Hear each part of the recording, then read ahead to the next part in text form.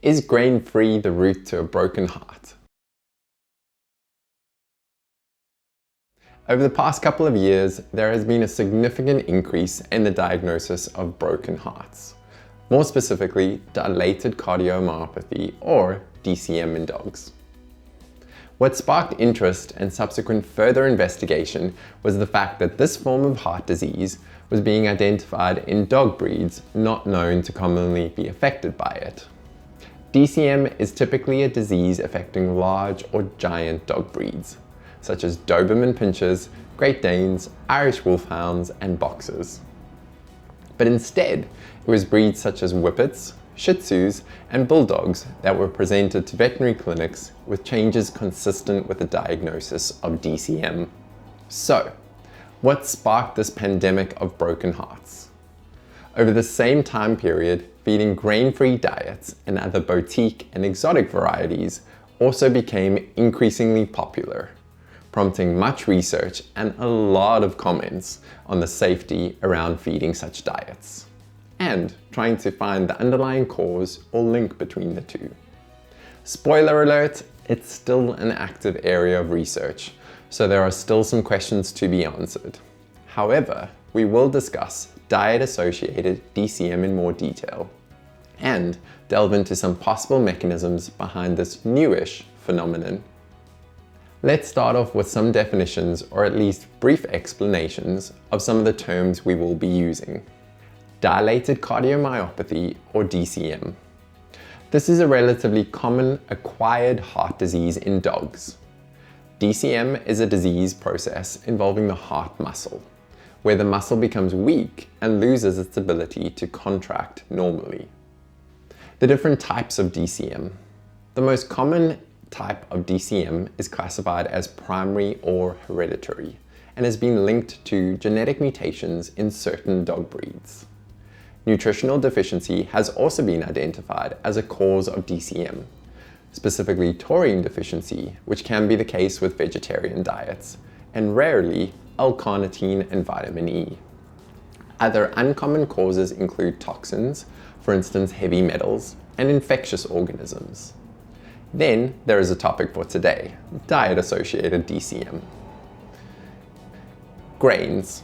What are grains? It might seem like a simple question, but for the purposes of this discussion, it is worth defining this a bit better.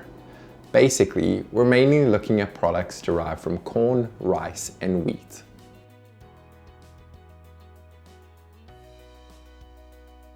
As mentioned before, identifying DCM in unusual breeds, such as Labrador Retrievers, Whippets, miniature Schnauzers, Shih Tzus, and Bulldogs that were being fed grain-free, legume-rich diets, was the first clue to a possible link between these diets and DCM development.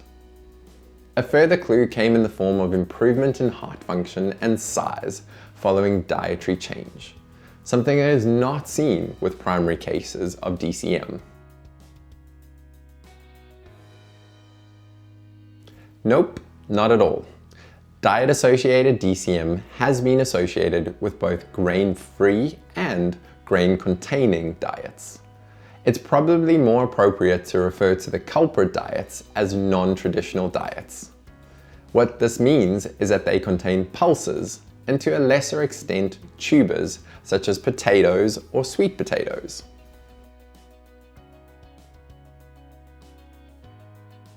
Great question. Pulses include peas, lentils, chickpeas, and dry beans. They are part of the legume family, but that doesn't mean that all legumes are to blame. For example, soy is also a legume, but has not been associated with the development of diet-associated DCM. Peas have been proposed as being the most commonly associated ingredient with this form of DCM. However, it could simply be that they are the most commonly used ingredient from the legume family.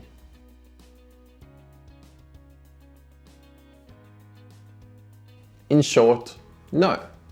Such ingredients have been used in pet food products for decades and haven't appeared to cause problems like this until recently.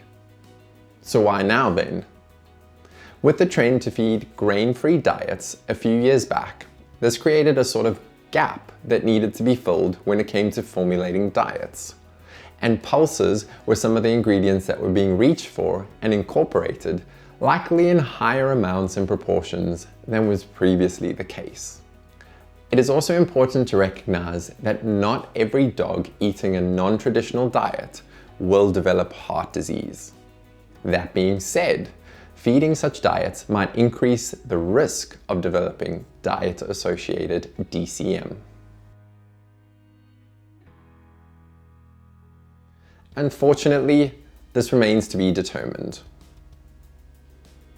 Given the association between taurine deficiency and DCM in both dogs and cats in the past, this was initially suspected to be part of the problem, with the recent outbreak of diet-associated DCM.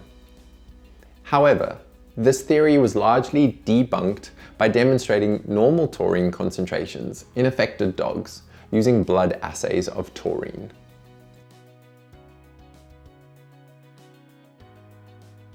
Various hypotheses have been put forward, one of the more popular ones being that compounds in these ingredients, such as these pulses and tubers that we've been referring to, may have toxic effects on the heart. What these compounds might be is an area of ongoing research, so watch this space.